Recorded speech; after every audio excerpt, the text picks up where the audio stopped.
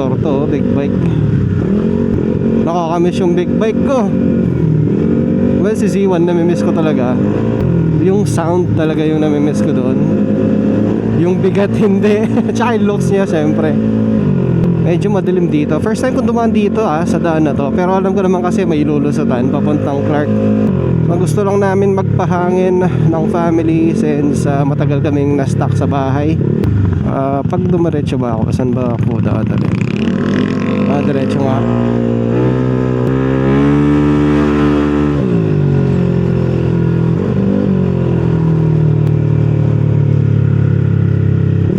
Usong-uso talaga tong ribbon sa taas ng helmet. So ito guys, kung napapansin nyo, iba yung settings din ng nighttime natin. Naka pure video siya, pero instead na 30 fps, ginawa ko siyang 24 fps.